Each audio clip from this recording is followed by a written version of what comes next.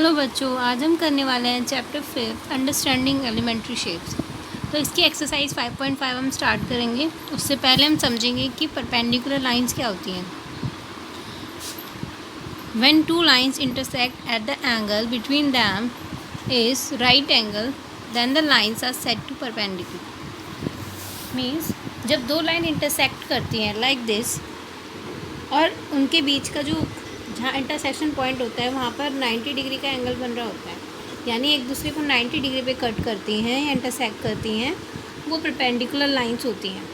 ठीक है, जैसे यहाँ पे जो ए बी है वो सी डी के परपेंडिकुलर है। ठीक है, तो यहाँ पे हम इसको इस तरीके से लिखेंगे, A B is perpendicular to C D.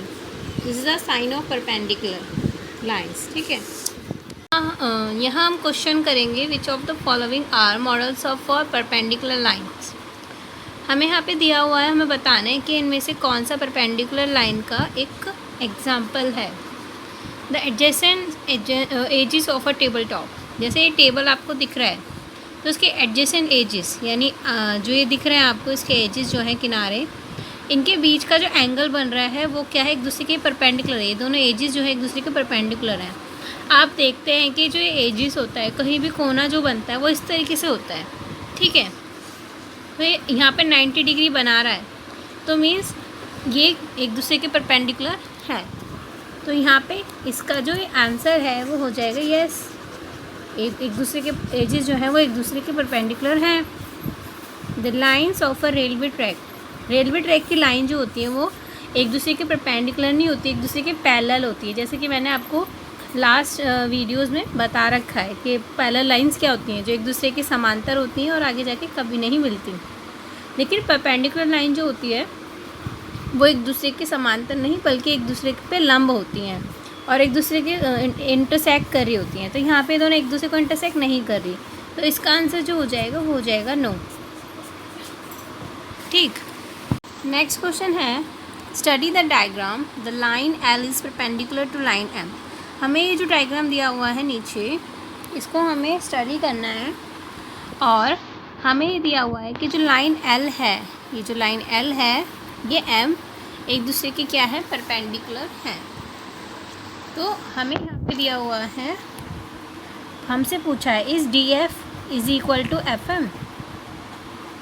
तो आप यहाँ देख रहे हैं ये डी एफ है, यहाँ से लेके ये डी एफ है और ये एफ एच है। तो आप यहाँ देख रहे हैं यहाँ पे भी 2 यूनिट की दूरी है और यहाँ पे भी 2 यूनिट की दूरी है, तो of course they are equal. So यहाँ पे हम लिख देंगे यस। फिर हमसे पूछा है does M F bisect D H. Bisect का मतलब क्या होता है? बाइसेक्ट का मतलब होता है 2 बराबर भागों में बांटना। तो यहाँ पे जो डी एच है, डी एच यहाँ से लेके यहाँ तक, ये एम एफ डी एच को बाइसेक्ट कर रहा है या नहीं कर रहा।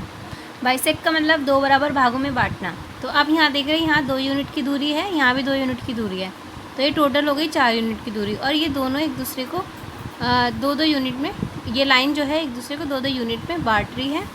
तो यहाँ पे हम इसे यस लिख देंगे इसका आंसर। फिर हमें बोला identify any 2 line segment for which P E is a perpendicular bisector. तो हमें बोला है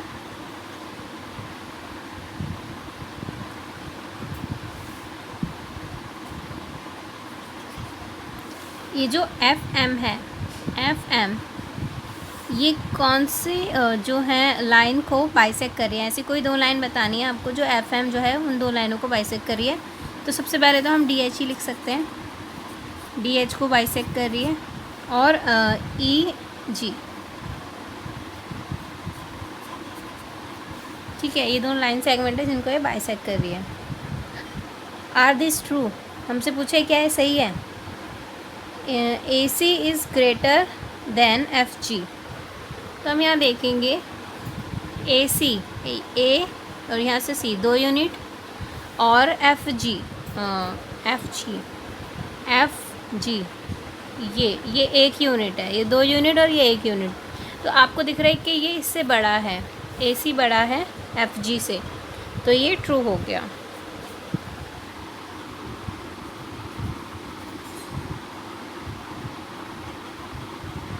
फिर हमसे बोला है C D is equal to G H, C D एक यूनिट और जी एच एक यूनिट, तो दोनों एक एक यूनिट है तो दोनों बराबर हैं, तो यहाँ पे ये भी आ जाएगा ट्रू। ठीक है।